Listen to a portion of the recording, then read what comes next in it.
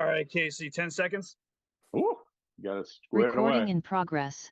Recording in progress. Got it.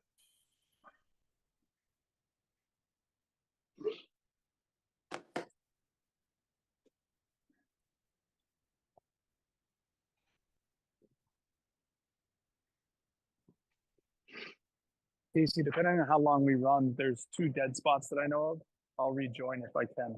But That's fine. You'll probably be able to get home and join in again. What's her name seems to be doing it when she's driving a car back. Jen. She does it for the child. okay, we're live. Okay. The time being approximately 7:30 p.m. November 30th, 2023. The notice is hereby given that the Franklin Zoning Board of Appeals will come to order. This meeting is being held via the Zoom platform. This meeting is being recorded and televised. The listing of matters of those reasonably anticipated by the chair, which may be discussed at the meeting. Not all items listed may in fact be discussed, and other items not listed may also be brought up for discussion to the extent permitted by law. The meeting will be held via Zoom platform. Please log in. You can go to the town's website under the ZBA. You'll get the login there. You may also join the meeting on your smartphones by calling 1-929-205-6099.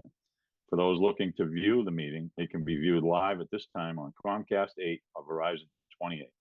It is also streaming directly from Franklin's TV website. Visit franklin.tv and just click on the Town Hall TV channel. Time being approximately 7:30 p.m., 121 Grove Street, Fairfield Grove Street. Applicant is seeking building permit to construct 330-unit multifamily development. The building permit is denied without a comprehensive permit from the ZBA. Okay, applicants present. Yes, good evening, Mr. Chairman, members of the board. Can you hear me okay? Yes, sir. My name is Richard Cornetta, and I am the attorney for the applicant Fairfield Residential Development. I thought what I would do tonight is do a brief introduction of our development team and give a little bit of an overview. And then we have planned for you a brief slideshow that we believe should give the board a good sense as to what the proposal is.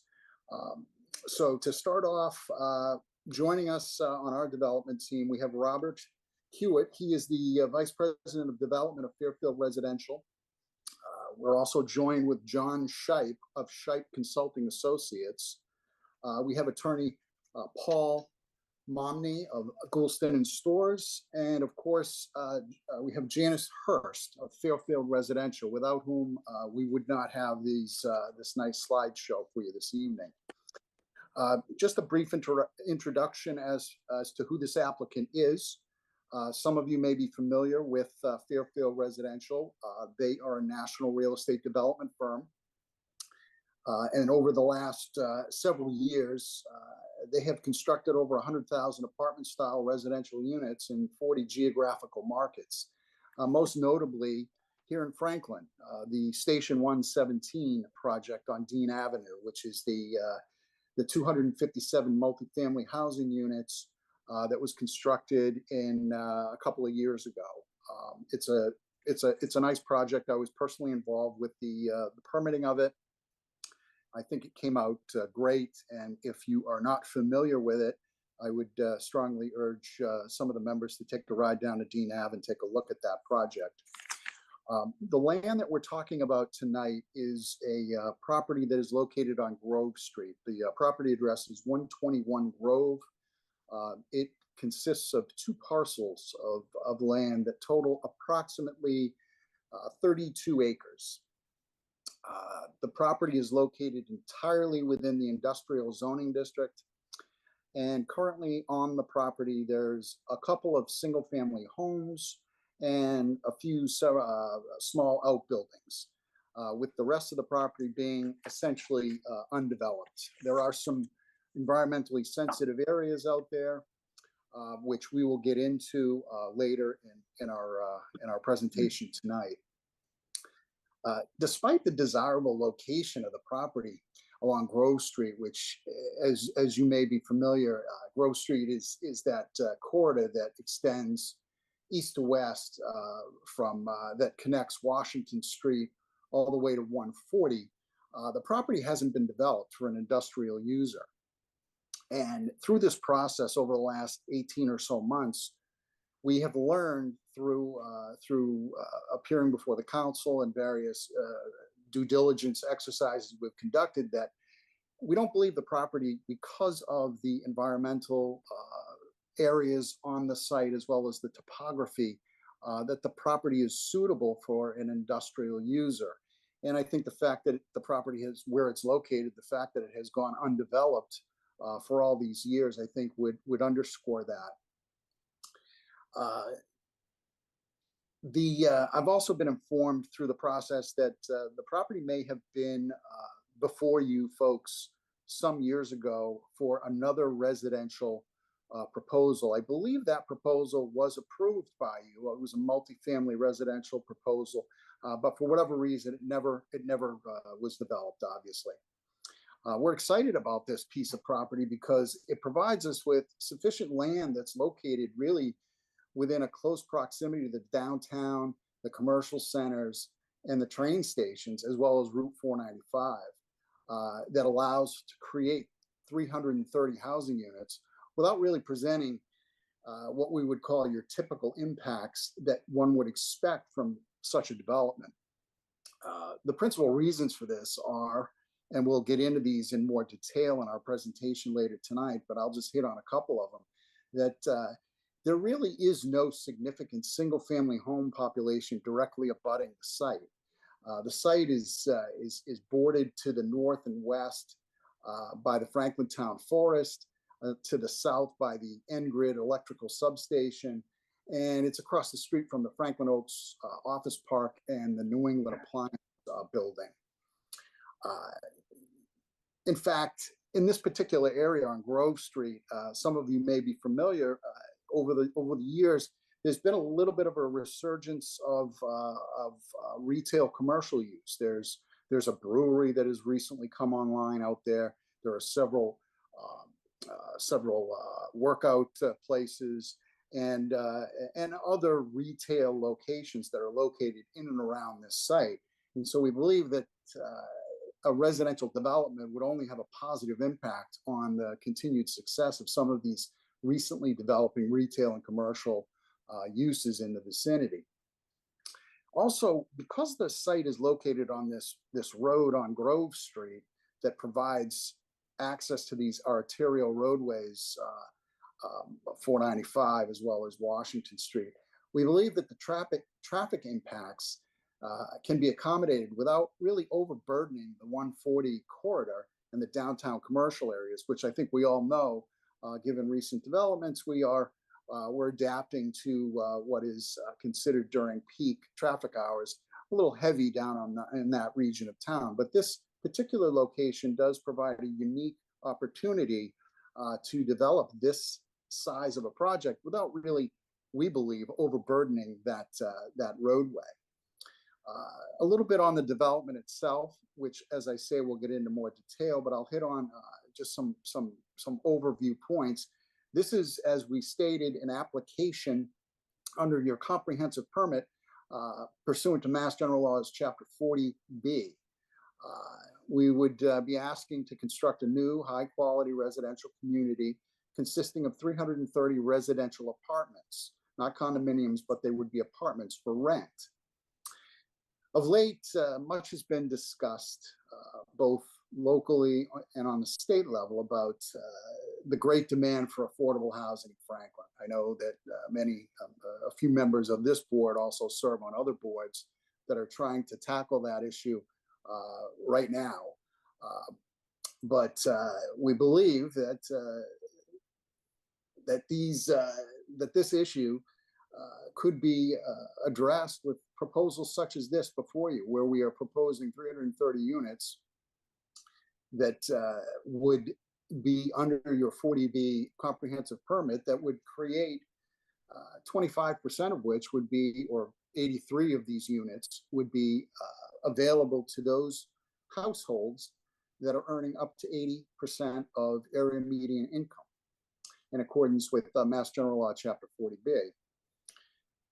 Although we've been instructed through this process that the town of Franklin, their subsidized housing inventory currently exceeds the 10% threshold, we believe the entire number of the proposed housing units, 330, not just the 83 that I mentioned, because of the apartment style of the development, all 330 units would be added to these totals, which would be a substantial contribution to maintain this threshold for the foreseeable future. And by the way, this can all be achieved in a location that we, as I've stated, is a pretty favorable location given its close proximity to the downtown and these public transit areas, by a developer that has had some recent successful experience here in town, and knows and is familiar with all of the practices that the town expects in creating such a development. The board, this board particularly, not to date you guys, but I think you are some of the longer standing members of any boards in town. You've been serving on this board for quite some time. So you are familiar with a lot of the decisions that have been made by the forefathers in Franklin, notably the creation of the industrial zones in the 70s and 80s that paved the way for the establishment of the Franklin Industrial Parks, the establishment of the Charles River Pollution Control District, which continues to provide municipal sewer service to local residents, not only in Franklin, but in some of the surrounding towns, as well as the multifamily zoning changes and discussions that are currently taking place to address the present housing needs. And we believe this proposal is one of those opportunities. I should, before turning our presentation over to our team, I'd like to highlight for the board, this proposal didn't just land on your lap a month ago when we filed it. During the last 18 months, the applicant has participated in numerous meetings with various agencies of the town in review of the project particulars and seeking certain input, including presentations before your Franklin Technical Review Committee in June of last year. In September of last year, the applicant participated in the town's inaugural Local Initiative Program, or LIP program, for projects like this, which involved the applicant's design professionals and myself appearing before the Franklin Planning Board in October of last year. We appeared before the Franklin Economic Development Committee in February of 2023, this year.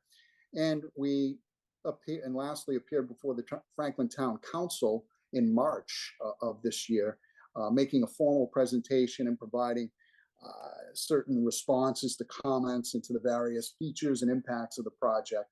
And through the process, we incorporated a lot of the suggestions that were made to modify the project to meet some of those, the input and the questions and the suggestions of these various boards. So, and I believe we have a slide that may illustrate that with some of the changes that we made. So we hope that tonight we just plan to give, we know this is our first initial meeting, but we'd like to give the board a good sense of what the project is going to look like and some of the features that we're very excited about. So at this time, I'd like to invite Rob Hewitt, who will oversee the presentation of the slides for the board. Rob, are you there? I am. Thank you, Rich. And thank you, members of the board, for having us tonight. We'd like to give you a nice overview of the application, including some additional views and renderings to get a sense on what we plan to build if approved. Let's go to the next slide, Janice. Thank you. Briefly, Fairfield Residential, as Rich mentioned, is a national apartment developer. We've had an office in Massachusetts for quite a while, which opened first in 2001 with some suburban developments in adjacent towns that are listed there. It's important to note that we're not only a developer, but we also build through our general contracting company and operate the apartment communities with our operations staff. So they will be involved in the leasing and the management of the property once it's constructed. And we receive our certificate of occupancy from the town. That's exactly what we did at Dean Avenue, which is one of our most recent completions. As Rich mentioned, we're very proud of it. We worked very closely with the town during the entitlement, the construction, and we're proud. I think the town is excited for what we developed, and it's been well received. Property leased up quickly and has been highly occupied since we delivered it. Other recent projects we completed in Stoneham, Marlborough, Chelsea, and Milford, and we have 3 others under construction currently in Woburn, Peabody, and Chelsea. Next slide. Just want to show a few pictures of Dean Avenue. Some of you may have driven by and seen these views, which is Dean Avenue is shown here with a series of 4-story buildings and a freestanding clubhouse. Next slide. As you may know, it's adjacent to the rail lines. So we have our clubhouse is tucked up against the rail behind a acoustic wall. That's the clubhouse on the upper left, where we have our pool, fitness center, leasing office, work from home space, lounge and gaming room, and other amenities that you'll see in the pictures. This is standard for Fairfield. This represents the type of amenities we'll build here at Grove Street, along with the level of quality that you should expect. These are some various pictures of the clubhouse area. Next slide, Janice. Thank you. To the top left is our dog park at Dean Avenue. We try to have a dedicated area for pet owners. We find that 30 to 40% of our residents have pets of one form or another. And this is a good area to safely have the dogs exercise, and it's also a nice social area for the residents. We also have an interior dog wash and grooming center in the club space, as shown in the top right. That's one of our most well-received amenities for the residents. We also have various seating, grilling, and outdoor activity areas like the ping pong table shown there on the bottom right. We have bike storage. In Dean Avenue was a separate freestanding building attached to the mail building, but here at Grove Street, we plan a separate bike storage room in each building so that you can have interior storage for bikes. Several other views of the club space. Next slide. Again, some of the common areas, the game room on the bottom right, a kitchen area where residents can rent an area to have celebrations or parties, and just another view of the walkway through the clubhouse on the top left. Next slide.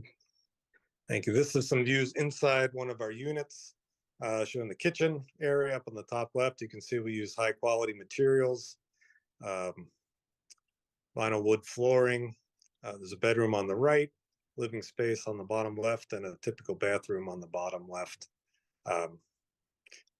Next slide.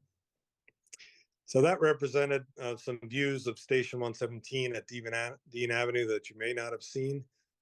Be happy to tour that property at any time, of course. Another recent 40B development that we finished this past year, well, just recently this year, was in Milford, Mass. It was a 242 unit apartment development.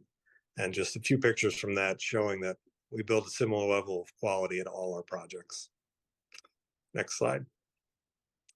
Broad brush overview, and Mr. Shipe will go into more details in just a second. We're proposing a new residential community of 330 apartment homes. We'll have a mix of 1, 2, and 3 bedrooms. 83 of the units will be deed restricted for affordable housing in accordance with 40B regulations.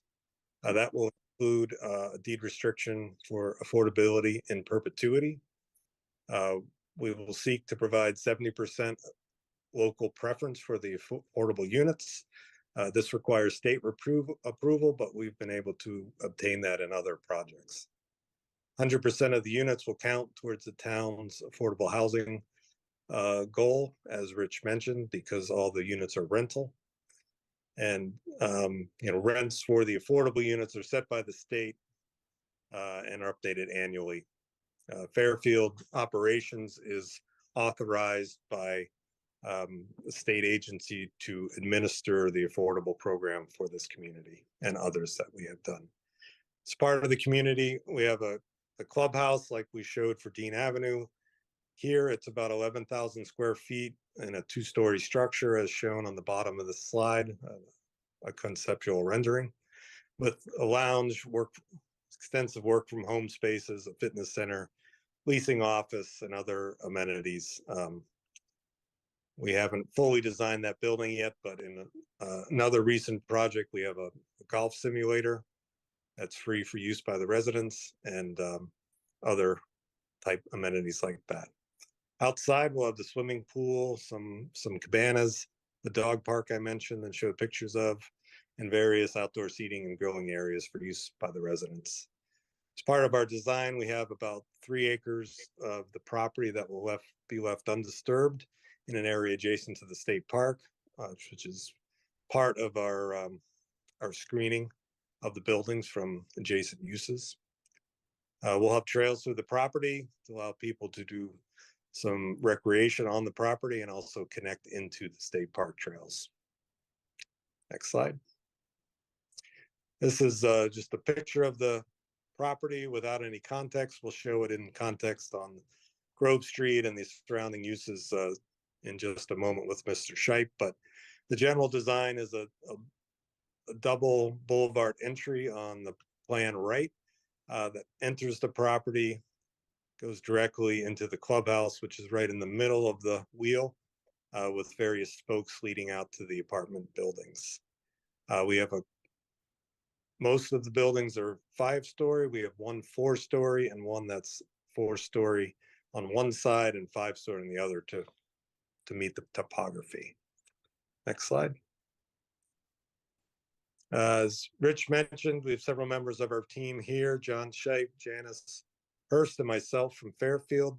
Rich, who you've heard from, and also Paul Momney from Goulston Stores is available for any 40B specific questions tonight. Our team of consultants that helped us put together the package and some of the technical details is listed here, and we expect that we'll have them at subsequent hearings, and they can be available at any time for questions from the board. And with that, I will turn it over to John Shipe to go over some additional details on our application. Thank you very much. Can you hear me okay? Fine. Mr. Chairman and members of the board, thank you very much for having us. And Rob, thank you for that introduction. Rich, thank you also. I'm John Shipe. I'm with Fairfield Residential. I'm a civil engineer, and my role is to guide projects like this, understanding existing conditions, guide them through land use permitting, understanding the survey and title concerns, geotechnical, civil engineering, transportation, stormwater. I worked on the Dean Avenue project. It was a great project, very glad to have worked on it, and very much looking forward to continuing working with a lot of the professional staff in the town. The prior slide showed some of our consultants. Brian McCarthy with R.G. O'Connell was involved, did the civil engineering on our project on Dean Avenue, and Gary and Hallinan, Scott with Vanessa and Associates, all a good team that we brought back to this project as much as possible. So the location is excellent. The location is, we don't have any neighbors, and we've got great proximity to the public transportation, less than 2 miles to run right up Grove Street to get to 495. The Forge Park commuter rail is also there, and then there's proximity to shopping. So, and primarily, as we pointed out, we don't have any neighbors that are going to be impacted by the new program. Go ahead, Janice. It's 32 acres today. There's an old farmhouse on it. It's wooded and there's wetlands. We've checked in with the Historic Commission, and they don't have any concerns about the house or the barn. There are wetlands, and I'll talk a little bit about our process with the Franklin Conservation Commission. But other than the wetlands and intermittent streams, there's no other sensitive areas. There's no floodplain. to be concerned about. There's no endangered species, vernal pools. There's one small corner of the property that's in a groundwater protection district, but we're not planning any work up there. And there's sanitary sewer, so we don't have any Title V septic issues. There's water and sewer in the street. Go ahead, Janice. Garrier and Howland, I think most people know them. They're a terrific survey and engineering company. They've been on board from day one. We've had them out there many times to do the various different steps that it takes to thoroughly understand what the existing conditions are. And so we've got a very detailed survey. It's shown on the screen now. The wetlands have been fully delineated. We've gone through this with the Franklin Conservation Commission. We have all of the bordering vegetated wetland established. We know where there's an isolated wetland, and we know where the intermittent streams are. So this is just a survey of the 32-acre property. Go ahead, James. The program, as you can see, this is our colored site plan. Buildings 1, 2, 3, 4, and 5, and then centrally located clubhouse, as Rob pointed out. The entrance is off of Grove Street. To the right of the program, it has a number 1 next to it there. We also have a gated emergency access north of that. Thank you, Janice. Around the clubhouse, we have our typical amenities, swimming pool, barbecue area, gathering spots outside, and then of course the clubhouse itself, 11,000 square feet, lots of nice amenities interior. The dog park, as Rob pointed out, and we try to spend a lot of money on landscaping. I think you can see on the Dean Avenue project, it turned out very green. There's lots of nice landscaping, complement the building architecture, et cetera. So this is a basic layout. You enter through the double roadway boulevard type of entrance off of Grove Street. You're immediately at the clubhouse, and then you will have easy access to the building on the left, forward, or to the right. And then we have these small 6-bay parking garages, just a standalone structure, 6 parking spaces enclosed. And everybody loves those here in New England winters. Go ahead, Janice. It's 330 units. It's a mix of 1, 2, and 3 bedrooms, and I'll tell you the unit mix in just a second. As Rob pointed out, it's all deed restricted. There's the clubhouse, the swimming pool, the dog park, the undisturbed area, which I'll return to in just a minute, 2 to 3 acres. It's really close to 4 acres in between Building 5 and the state park. Go ahead, Janice. So this unit mix, you can see we're proposing 158 1-bedroom, 142 bedroom, and 32 3-bedroom. Each building will have an elevator. It has interior bike storage. We are really changing the program, modifying the program slightly over the years, what we construct on account of COVID and everybody working from home, as a lot of us are right now on this call. Tailoring the architecture to accommodate folks working from home. We have a variety of unit styles and sizes. Many of the units have the work from home accommodations. There'll be affordable units mixed in with the market rate units, completely indistinguishable and uniformly distributed. Again, there's 83 of those affordable units. That's 25%. The yield here, what we're building, 330 units on 32 acres, is about 10 units per acre. You might be familiar with the MBTA Communities proposals. I think that they're targeting 15 units per acre. We've got a little bit of the luxury of this project having a large amount of open space. The average unit size is about 1,000 square feet. We are very comfortable with the amount of parking necessary for projects like this, and it nets out right now to be about a 1.74 spaces per unit. And I'll talk more about parking in a second. but we also have lots of EV charging in today's world. It seems as however many EV charging stations we install, we end up having to put in more. So we're trying to stay ahead of that. Go ahead, Janice. And as Rich pointed out, we started the process a while back. We've met with a lot of folks in town. We've received feedback. One of the first things we heard was the building fronting on Grove Street. And we had it very close to the street. We had it closer to the street, to Grove Street. And we moved that back and have put parking in the front. So that was a change to the program originally. We've also reduced the building height, and I'll show you an elevation in a second, but we were previously proposing a peaked roof. Now we've gone with a flat roof. It's a really nice design. We've built it in other locations. Turned out great. And where we can, we've lowered the, not only lowered the roof to be flat, but switched to a 4-story building. And one of the buildings is a 4 and a 5-story.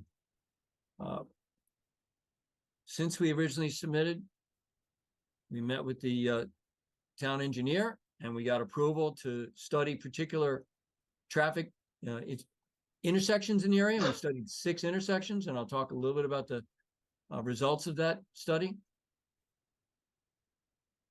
As I mentioned, we've met several times with the Franklin Conservation Commission. We submitted an abbreviated notice of resource area delineation and received an order of resource area delineation, so we know where the wetlands are. We recently went back and got permission from them to perform some test pits. The purpose is to better define where groundwater is, depth to ledge, what types of soils, to inform our stormwater calculations. And RJ O'Connell has used that information now, and we will soon be following up with submitting those calculations to your board, as well as using them to submit to the Conservation Commission with an NOI. Brian McCarthy and Rich and I we've worked with the Franklin Fire Department on Dean Avenue. We met again on this project, and we've got a affirmation from them that this layout in general works, and they like the second access that we proposed. So we've got fire truck access all around. And you may be familiar with the multi-use path that the town engineer has been constructing along Grove Street. Well, we think we've got an opportunity here to go ahead and either, talk to this board and grant easement access, or even construct multi-use path along the frontage of this roadway, and along our frontage. Go ahead, Janice. Again, I mentioned with the Conservation Commission, and I'll just move quickly here. We've got, we know where all the wetlands are, and we will be soon putting together a notice of intent. We're working on it now. We hope to submit in another week or two for a notice of intent to the Concom. Your board and the Conservation Commission are the 2 boards in town that we are going to be before seeking approvals. Go ahead. As I mentioned, RJ O'Connell is an excellent civil engineering firm. They did all of our design and stormwater management on Dean Avenue. They've put together pretty industry standard type of system here. System of catch basins and manholes and pipes collecting and moving the water to detention areas, retention areas, underground detention, some surface detention, all targeted toward compliance with the Mass DEP stormwater management policy. All of the requirements for groundwater recharge, water quality control, and we will be submitting all of those calculations for review. And projects like this, they all require a NPDES permit, also often called a SWIP, for stormwater and erosion compliance, stormwater control and compliance. Long term, we will be preparing an operation and maintenance plan for all of the cleaning and maintaining catch basins and underground detention and surface detention. There are two, and Janice, you can flip to the next screen. There's two locations on the property where we're required to cross over. We're going to build culverts. We're going to cross over two small streams, intermittent streams, and avoid the wetland impact there. And we're going to comply with the applicable provisions of the Wetland Protection Act called the Stream Crossing Standards. So all of that is designed, and we will be submitting that to the Conservation Commission soon. Go ahead, Janice. Scott Thornton and I have worked together for probably close to 20 years. He's with Vanessa and Associates. He knows what Fairfield Residential likes to see. We want to get all of these issues out right away. So they studied the existing geometry of the roadways. They studied the existing volumes of traffic. They looked for any current problem areas. And then they forecast our project and how many trips we're going to generate and whether or not we're going to be causing any issues anywhere. So the bottom line in this report has been submitted. The bottom line is that just like most projects of this size, there'll be some small increases in traffic, but we're fortunate that the existing infrastructure in the roadways studied, there's no place where there's suddenly going to be a major delay. In fact, there's going to be minor increases, and that's all. The intersections of Route 495 and Route 140, northbound and southbound, Grove Street at the intersection of 140, Grove Street at Beaver Street, Grove Street down at Washington, and then Beaver Street at 140, all studied. And we'll be glad to, as we dive into details, answer any questions on that. But the bottom line is they didn't find any place where there wasn't going to be just a minor increase in delay. Go ahead, James. Our design, we work with an architectural firm that we've worked with for probably 30 years, C&K and Associates. This is a product that we built in Milford. We think it looks great. It's a flat roof. It's 4 stories on the back and 5 in the front of one of the buildings, and the rest are 5-story or 4-story. We use a lot of the different colors and materials to break up the facade. We've got some articulation, both vertical and horizontal, and the different geometries. You can see a roof line there that zigs and zags a little bit. We've got some projecting cornices to add some visual interest. When we're all done, this building, the architect would say, is 57 feet tall with a 5-foot little cornice. We went ahead and we were conservative in our waiver request and asked for up to 68 feet, just in case the calculations and the ground surfaces, might end up measuring the height a little bit differently. But in this area, the zoning would say that a 60-foot building height is allowed if you got a special permit. So we're going to probably be 62 with our unoccupied architectural cornice up there. But in general, buildings are 57 feet tall. Go ahead, James. This is a rendering that the architect put together. This is if you're standing near building 1, looking out over the wetlands and seeing the clubhouse. One thing that's not shown just yet, because we're working it out with our designers, is the best route for some nice pedestrian walkways that navigate and meander through the wetlands and make better pedestrian connections. So we'll be showing that to your board in the near future. But this shows you a lot of the green, natural, existing, and new landscaping. Go ahead. Again, 32 acres. It's lots of open space and screening around us. No neighbors to worry about. Very desirable area.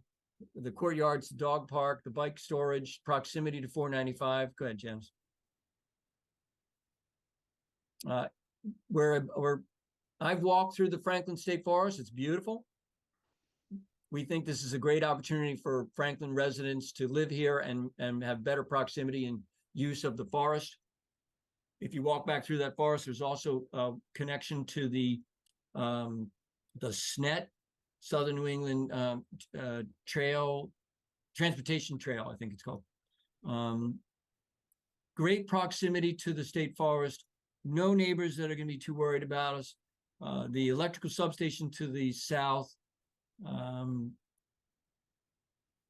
ahead, Janice.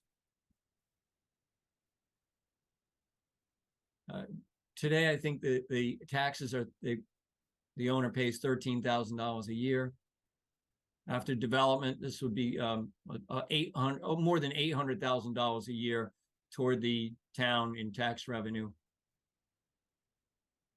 We've talked with Mike and the engineering, and there's ample water and sewer in the area, so no issues there. It's a great location. Positive impacts for the local retail. You got the Franklin Village Plaza up there with great proximity, just, you know, less than 2 mile drive. I've been to the 67 Degrees Brewing. It's a great little spot. So there's some pretty good retail in the area. It's not a huge amount, and it's just right. There's not a lot of traffic, and in fact, this project is not being in the downtown doesn't then just put all of that additional traffic at the downtown area. So great location. Yes. As Rich pointed out, contributes to the affordable housing. The $350,000 sewer fee. There's plenty of water. The building permit fee is over $700,000 in addition to the $800,000 worth of taxes. Minimal traffic, fully designed stormwater management system will comply with every aspect of the Mass DEP guidelines. And Janice, this just shows you Plan North, State Forest, to the left, State Forest, to the south, the power lines, the electric substation, on the other side, industrial. So, you know, we tried to find locations where we're not going to be bugging anybody, and this is one of them. Go ahead, Janice. And we did include the list of waivers. The primary one is that this property is zoned industrial, so residential use, we're looking for a waiver there. The underlying zoning doesn't have a lot of bulk and dimensional stuff that we need to ask for waivers on, except for height, and we included both the zoning table and the list of waivers in our application. But the height is one thing where we're asking for a waiver on. We do have a couple areas where we have small retaining walls inside of the 40-foot or the 30-foot setback, 40 in the front, 30 in the rear. There is the local wetland regulations and bylaws, and we've asked for a waiver from those. Those are bylaws that would negate any opportunity to build within 25 feet of the wetland. So we're looking to comply with the state regulations, and we've asked for a waiver from the local wetland bylaw, and we've communicated this to the Conservation Commission. Parking, we have 574 total parking spaces. So when we're done, we're asking for a waiver from the 2 spaces per unit. We'll have 1.74 spaces per unit, Janice. And in closing, you know, these bullet items really hit home the fact that we're going to be providing the diverse and affordable housing options. 100% of all the 330 count toward the subsidized housing inventory. Convenient locations for the residents and no impacts on neighbors. We talked about that. Close to the highway, the Forge Park, the train station, the shopping, all the utilities and sewer and water are there. Less impact than if we were building in the downtown area on East Main Street. Opportunities for mitigation. We're more than happy to talk to the town about how and where the multi-use paths should be constructed. And we're back. You know, we did the Dean Avenue project. I'm very proud of it. I think it turned out great. I loved working with the folks in town, and we're looking forward to doing something similar here. So that's, I think at that point, glad to answer any questions, unless Rich has anything else to add. Well, Rich, you all set? I was just gonna introduce our team. Yes. So that they can go home. Yes. Yeah. Mark, are you all set, Richie? Yes, I am. Thank you. Okay. Mark, you want to introduce yourself just so everybody knows that you're the consultant working with us? Sure. Thank you, Mr. Chairman. Mark Bobrowski. I'm the attorney for the ZBA on this special counsel, and my office is in Concord, Massachusetts. Joseph Penzola from Hancock Associates. You want to just introduce yourself, please? Thank you, Mr. Chairman. Joe Pesnola from Hancock Associates. I will be doing the technical peer review of the civil engineering for the project for the zoning board.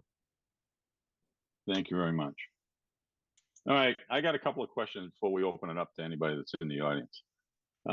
John, did you ever get the permission to dig those holes you needed to dig? You were trying so hard to get. Mr. Chairman, yes, fortunately, we did work things out with the Conservation Commission, and we did get the necessary permission. We did go out and do many holes, got some very good information. And as we were doing that, you know, we actually had an opportunity to pull back and do less test pits than necessary, but thank you, we did.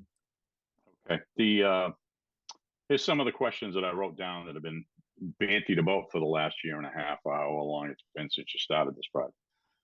Number of units, 330. Give it a thought about what you might be able to do with that. Okay, you don't have to answer me now. It was stated early on that the buildings were 70 feet high and we only had a 100-foot ladder truck and we couldn't get that high, but now I'm happy that you reduced the buildings down to 57 feet. Yes, sir. One of the other questions was the proximity of the building closest to Grove Street. You moved that back. We did. We've asked for a waiver. Actually, we did away with the waiver there. So we're going to be more than 60 feet back from Grove Street. So okay, yeah, we previously were asking for a waiver because we were going to be inside the 40-foot. Right. No, I understand how it works. Yeah. Okay.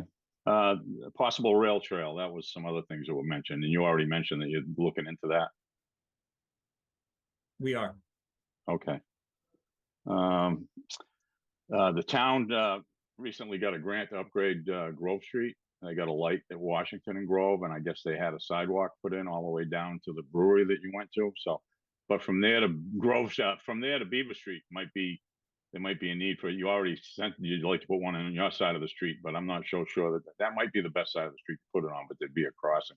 But you're willing to look into that for us also? Very much so, willing to work with the town and find out where's the best place, and how does it marry into their planning? Yes. Okay. The question came up about this project was before us. It was before us back in 2006. At the time it was before us, the sediment on the board, or at least the other two members on the board, it was the best presented project that we had ever seen for a 40B. Not your project, but the other project, which was kind of similar to this, same number of units, pretty close to the same number of units. What happened with that one was we were entertaining two 40B applications, one on Lincoln Street at a place called Franklin Heights. To this day, that place hasn't even been finished yet. There's another developer that came in. We gave him some relief, or we gave him some direction, or he proposed to do some different stuff in there. I don't know where it stands now, if they've even started digging in the ground yet, but that's going back to that.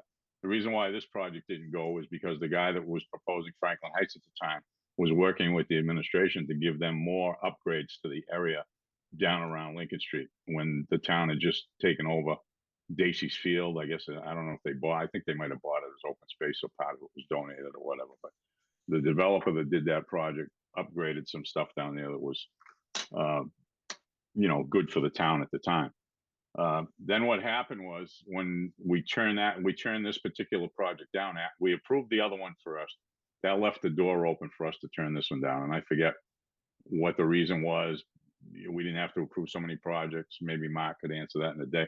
I'm not sure if Mark was on that with us at the time or not, but he's been on almost every one since I've been here. And so anyway, what happened was I thought it went away because the economy went bad, like in 2008 or whatever. Turns out it didn't go bad, that the P&S ran out. I guess they didn't have a way to extend it.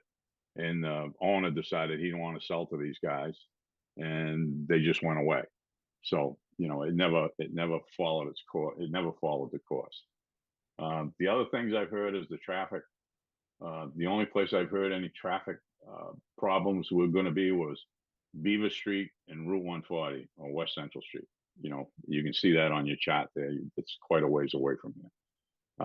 The other one was maybe Washington. The only other problem I could see would be Washington Grove, but it's a signaled intersection now. So there's plenty of time, you know, the traffic will be stopped one way so the traffic get out.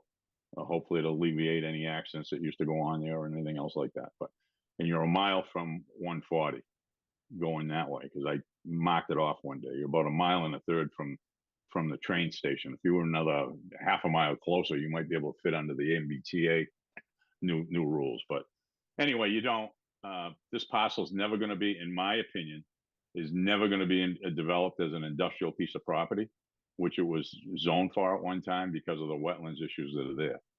So to me, this is the best use that could probably come along for this piece of property and to generate some tax revenue for the town. But anyway, with that being said, I'll go around the boards if the board has any comments or questions that we might put out there, so that when they come back, we can discuss them then. Megan, any questions or comments?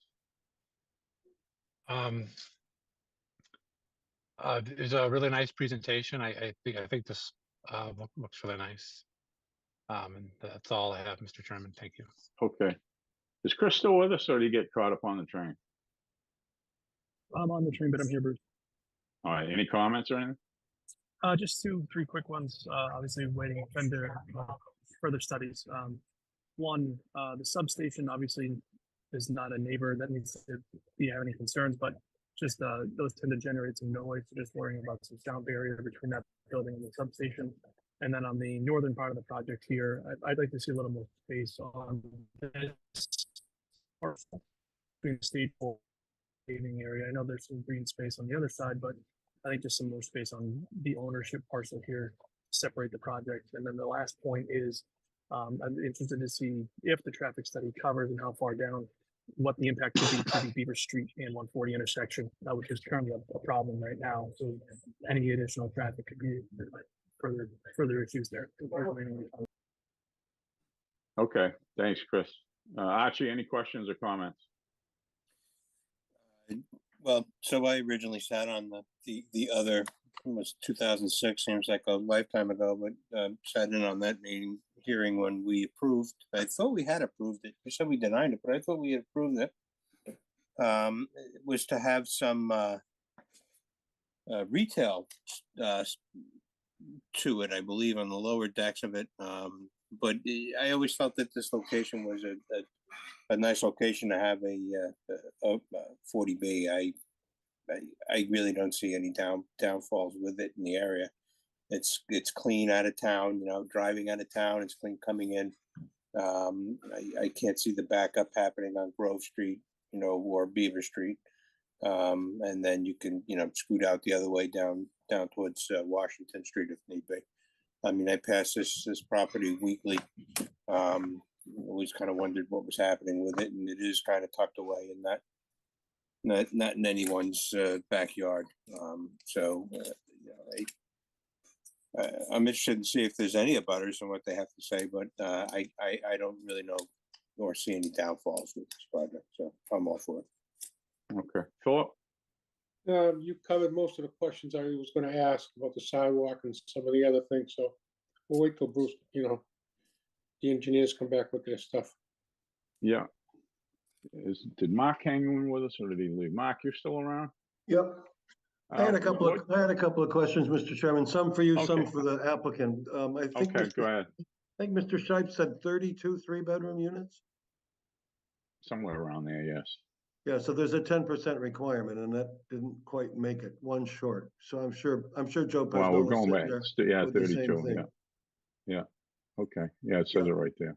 Yeah, that's not quite 10%. I don't know whether Mass Housing is going to give them special dispensation for that, but it's their problem, not ours. We need 33 unless Mass Housing says it's okay. I'm a little concerned about traffic. That's a lot of vehicles. We have people available to us with a 53G account. Just, even if it's just to do a second set of eyes on it to make sure it was done properly. It wouldn't be a full-blown peer review, but it would be a quick and dirty look at it to make sure that it's gonna pan out. I Yeah, they feel- haven't presented one yet, Mark, that I No, I know. know, but they did one with VAI. That's a very good traffic consulting firm. I've worked with them many times. If we had somebody of equal caliber look at it, I'd probably feel better about it. Any wetlands waivers probably need to be itemized and in any event sent over to the Concom for an official recommendation back to the ZBA so that we get their sign off if it's gonna come or their feedback if it's not gonna come. Same thing with any Board of Health regulations should go to the Board of Health. I'd like to hear from Gus on any zoning concerns that he has with regard to height of building or code issues. And this should go to fire and police so that we get recommendations from those chiefs, and we can check the box, signing off for them. I did speak with Attorney Cornetta a couple of times over the last day or two. We've agreed that we would try to keep this focused on one issue at the next session of the public hearing. I suggested civil. He can give you some feedback on whether that will be ready for the next meeting of the board. And then we can do traffic at a meeting of that after that, and any other topic that comes up can be scheduled accordingly. That's all Okay, I my have. understanding is we're gonna go out until February for the next meeting. But when are you back from your trip? I'll be back on the evening of the 3rd of February. All right. Casey, what'd you say the date in February was? February 4th? The The fourth? first one is February 1st. Okay, so we can't meet there. Huh? Yeah, What's that's the a next one we got Thursday. scheduled there? February 15th. Okay, all I right. can do- That I go can do- okay with you, Mark? I can do that. Thank you, Mr. Chairman. The applicant, is that okay with the applicant? Yes, Anybody? that should give us time to, provide all the information to Hancock associations for their peer review, and hopefully we can have a productive meeting then. If there's any other peer reviews that the board is going to require, we'd love to get that started as well. Well, we can't do them until we get, I guess the only other one would be a traffic study. We're not gonna do that till we get it, right? Has the traffic study by VAI been submitted to the board? Yes, I believe that was part of the application. John, can you confirm that? Looks like just the executive summary was submitted, so it need a full report. The Yeah. full copy of the report with the appendices. Yeah, we have that ready. We can provide Okay, it all right. now, anytime, yes. And Maybe, Okay. Mr. maybe Chairman, we Mr. could, maybe we could get the full report and have Joe take a look at it, and if Joe thinks we ought to go another step, then he can make that recommendation. certainly, I Fine can with do me. that. I can do that, Mr. Chairman, and if we do have to bring a sub-consultant in for traffic, we certainly have partners that can help us out with that. Okay. But Okay, as so, soon as soon as the stormwater is ready, the soil test results, if they could get those directly to us, and if the board could give permission for Hancock to converse directly with RJ O'Connell, that would certainly help to move the technical peer review through efficiently between now and the 15th of February. yes, that's fine with us. That's Yeah, basically and I what would you've echo, done before for us. I would echo Attorney Bobrowski's point on the wetland setbacks. They're just asking for a blanket waiver from the requirements, but they should itemize the instances where they do not meet the local wetlands bylaws, so that the Conservation Commission can opine. Additionally, they're asking for a blanket waiver from the Franklin stormwater bylaw. So an itemization of where they don't meet those requirements would also be helpful. Yeah, Okay. that's a good topic, and while it floats out there, I can tell you that there's no aspect of the stormwater relative to the water quality control or quantity control. You'll see that, Joe. So I think that that there was nothing egregious in that waiver. But yes, we'll do that. Okay, then. So we'll have a couple of things to talk about on the 15th, hopefully the engineering report and the traffic study. Yeah, I can coordinate that with Attorney Cornetta, and we can make sure we have a full evening's bit of work to do on the 15th. Okay, great. Mr. Chairman, Yes. one other item.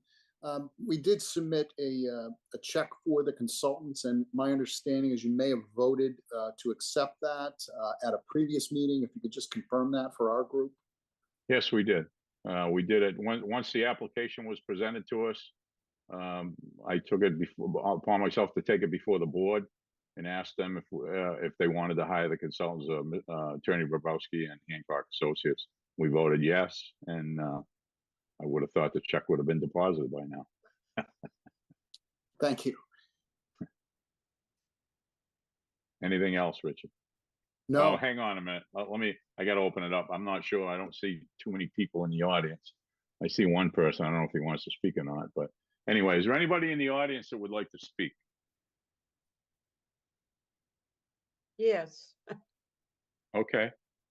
Okay. I know you've been mentioning the height.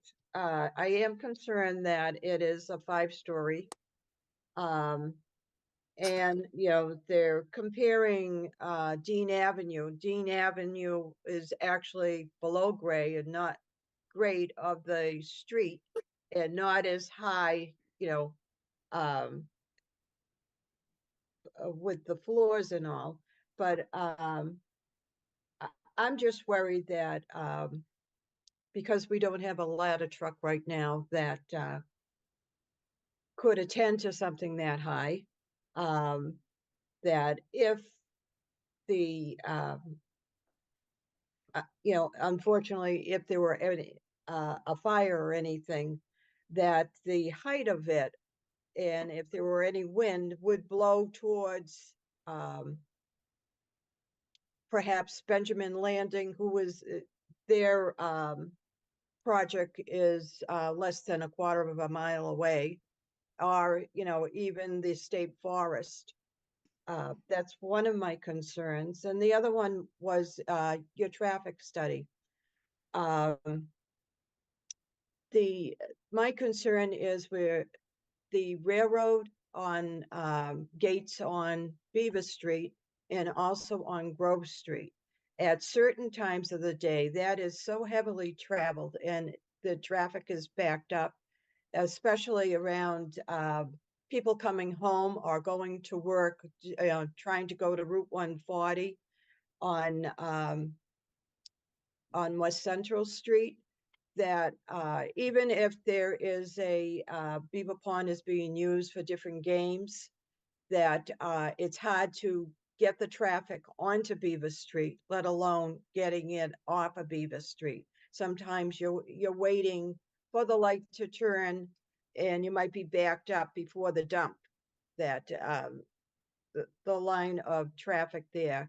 And should there be young people of school age at the, if this building goes through so many heights too, will there be access for a bus or a bus where they could wait, you know, at some point outside or near the entrance? Whoever's going on and off the bus, if that's, you know, if that becomes a case at some point. But my main concern is that, you know, about the height of this. The other thing too, in listening to you on this, you know, is there terraces going to be on these buildings, and will they be allowed to have grills on them? On some of the units, especially, you know, some that are 5 feet high, 5 stories high? That's one of the questions, that I'm also asking about. You mentioned that Milford, in comparison, you have 220 apartments as opposed to what you're proposing here for 330 units. Do they also have something that's 5 feet high? I mean, 5 stories high? Also, let's see.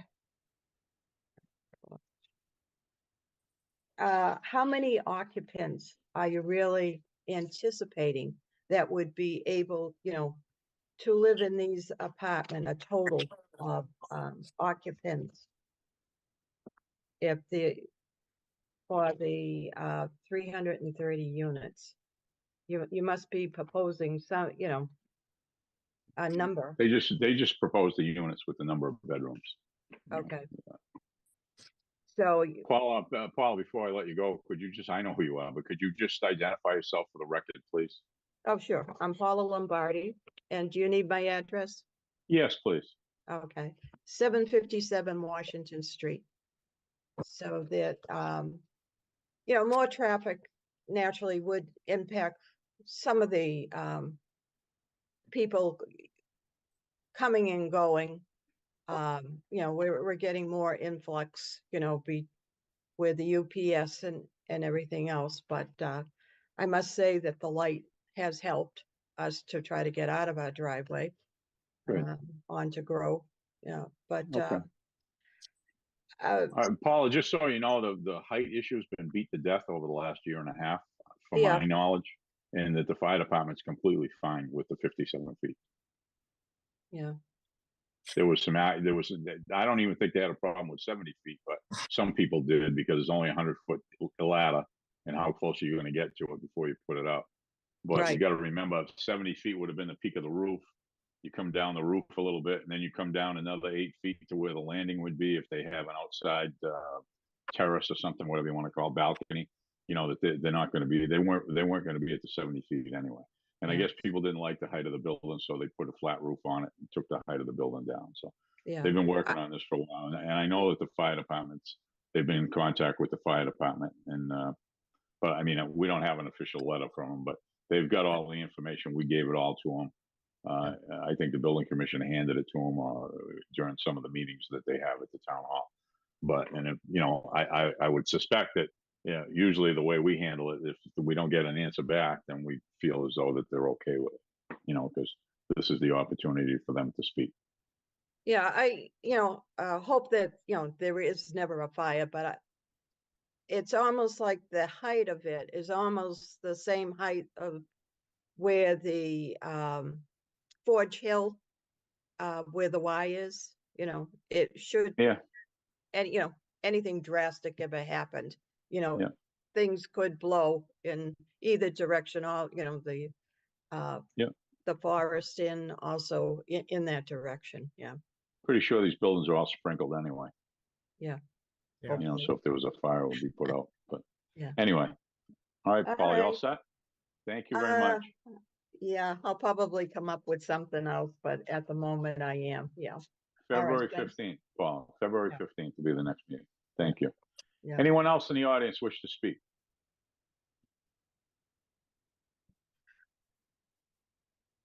I guess nobody wants to speak. I only see one other person on here that hasn't spoken, but matter of fact, I think he's gone. So anyway, with that being said, Richie, why don't you close us out here? Well, we thank you for the time. I know we ran probably longer than you anticipated, but I think a lot of the information at the initial meeting is important to get out to you, and we're very anxious, and we look forward to working with the town's consultants to really fine tune this proposal for you on the 15th. Okay, thank you very much. Any of the board members have an additional question they want to ask so they get an answer back in a couple of months? Hearing none, I'll entertain a motion to continue this until February 15th at 7:30, I would assume, right, Casey? Yes, Mr. Chairman. So moved. Thank you. Second it.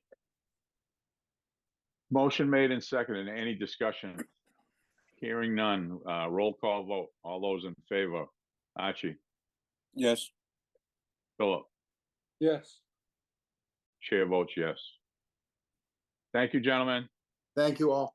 Thank Happy you very holidays, much. everybody. Happy holidays. Thank you. Thanks, Mark. Thanks, Joe. Right. All right, we got one other thing on the agenda, approval of the November 9th meeting minutes. Members have been provided a copy electronically. If you haven't had a chance to look at it, I'll give you a chance to look it over and then I'll entertain a motion. Has everyone looked at these online? Yeah, I've looked at it. Philip?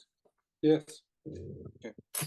I'd like to make a motion to accept the minutes for November 9th, 2023. Seconded. Motion made and seconded. No deletions or omissions or deletions or additions. Happy with the way it is. Yeah. That being said, I'll call for the vote. Roll call vote. Chair votes yes. Philip, Yes. Archie, Yes. Chris, you look like one of them guys in a movie stuck on the train there. You know, you got that grumpy looking face on it. Feels like it a little bit. We were stuck and stopped at one of the stations, but probably that only same 30 minutes thing- late. About that same thing we talked about with you waiting for the other train to come by with nobody on it. Yeah, there you go. You got it. Anyway, Mhm. all right, okay. Thank you, everyone. I'll entertain a motion for adjournment unless there's anything else to come before the board. Motion to adjourn. Second it. Motion made and seconded for adjournment, non-debatable. All those in favor, roll call vote. Archie, Yes. Philip, Yes. chair votes yes. Thank you, everyone. Good night. Good night. Night, Chris. Everybody.